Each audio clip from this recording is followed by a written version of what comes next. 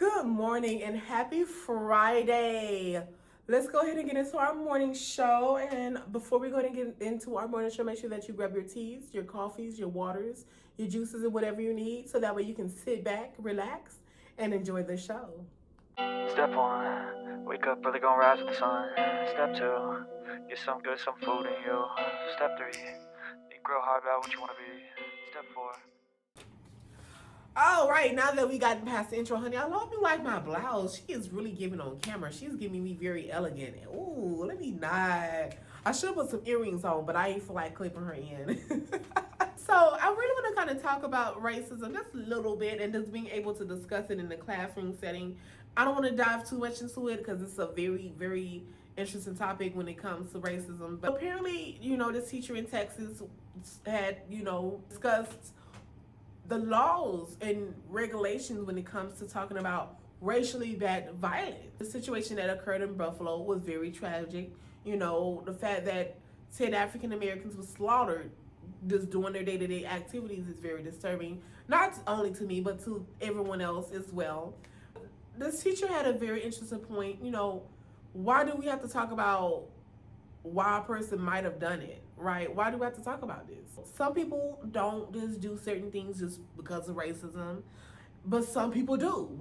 But, basically what the teacher was saying was, why do we have to give a viewpoint of, well, this man might have just been protecting this country? Why is that a viewpoint that we should be discussing? If a person does something that is racially bad, that's what we need to be discussing, right? We need to be discussing how can we handle the situation and how can we apply the appropriate rules and regulations and the consequences when it comes to handling this situation. Because I think it's very important that we sit and discuss why these people are doing these things, right? I think we need to get into the psychology of these things, right? And I feel like once we dive into that, it's going to be game over. And it's the same way with like abortion rights, same way with, child labor laws, or, housing, right? Or being able to get equal pay. Once we break down the psychology of these things and better understand why these things happen, we can determine a better course of action. And I think what's going on, we're avoiding the topic because it's a very difficult thing to talk about. No one wants to get into the nitty gritty of these things. We have one side of the population that feel like, oh, well, we're not going to talk about it because, I agree with that. And if you don't agree with that, then oh, well. And then there's another side of the population that wants to talk about it, but it's kind of scared to talk about it because who wants to get into that, right? Who wants to go out and fight for that? And most of the times, difficult conversations are hard to have, but we do need to have these conversations. I'm gonna have to lean towards being devil's advocate, because for me, I do believe that we need to have these conversations in the appropriate setting. Do we need to have these in classrooms? I don't think so. I don't think we should have these discussions in classrooms. Hear me out, okay?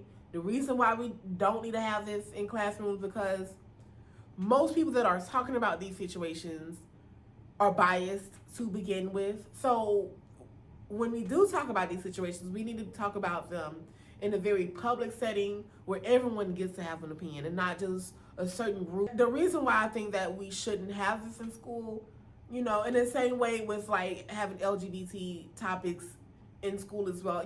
Hey, I am a part of the LGBT community and I like talking about these things, but there's a time and a place.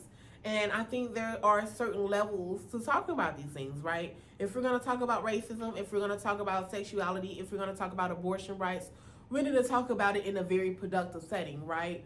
I just feel like the classroom is not a place to talk about these things unless it's a classroom specially dedicated, to talk about racism or workplace rights or equal pay. Then that's when we can talk about it, right? But I really do think that instead of talking about how to get past it, I think we need to break down the psychology of why these things happen so that way we can kind of determine a better course of action on handling these things, because we're never going to get past it if we don't break down the psychology of it. But, all in all, I would just say, if racism does happen and, you do see it, just do the right thing and report it and talk about it in a very public and safe space, right? But, all in all, honey,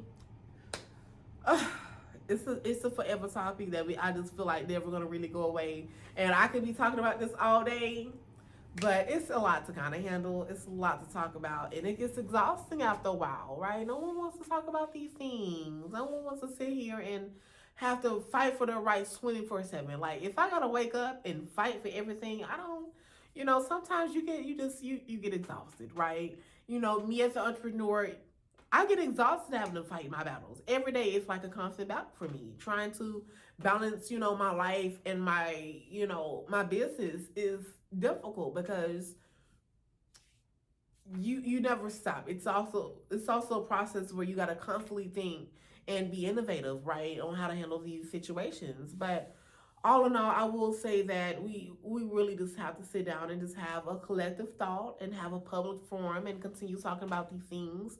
In the classroom, maybe not, but maybe somewhere safe where we can really just have a nice discussion. Yeah, right.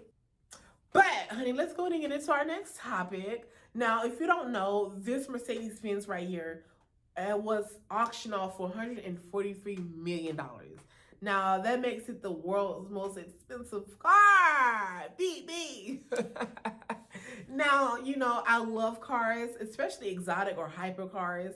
Now, this is a cute little Mercedes Benz, right? Okay. Now, I wish I could have bought it maybe in the future. Well, not really. I'm not really of a collective car type of person. I don't know. I'm more into fashion and things like that, but it is what it is when it comes to those type of situations because, it just stimulates the economy and it just lets people know that, hey, even during tough times, we can still make boss-like moves. And I know the person that made money from that was jumping for joy. I would be jumping for joy. Like, I know a lot of people be like, Mercedes-Benz are trash cars, but sometimes things like that is just hard to come by, especially when it's just rare. But I'm so excited. Wow. Come on, Mercedes Benz. Now, I'm not really a coupe type of girl. I'm more of a G-Wagon type of girl. So you might catch me driving or riding in the back of a G-Wagon. You never know. But I think that's interesting, right? I wish I was the person selling the car because let me tell you, honey, with $143 million, it's a wrap. It's a wrap.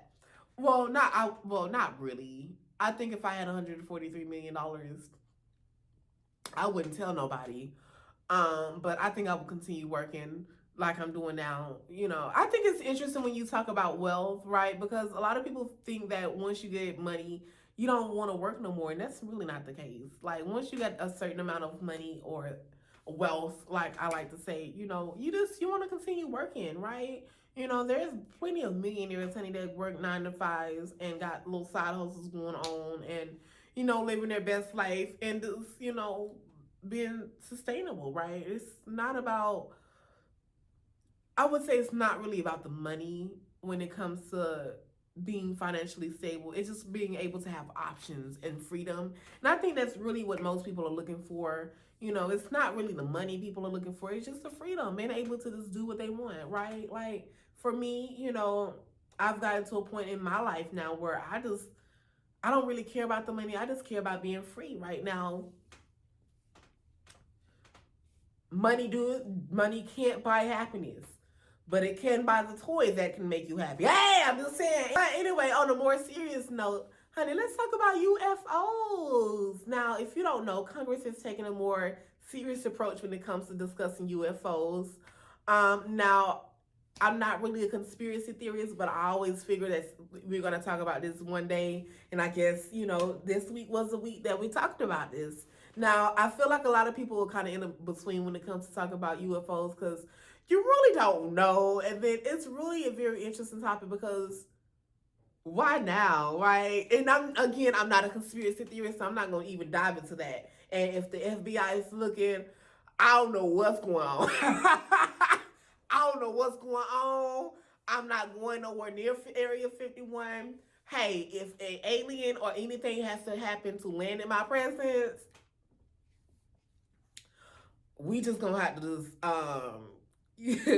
depend on the situation. But hey, if it's a wanted fugitive, I'm sorry, alien, you just have to go on to the FBI. I'm saying, like, you just got to go on, plead your case.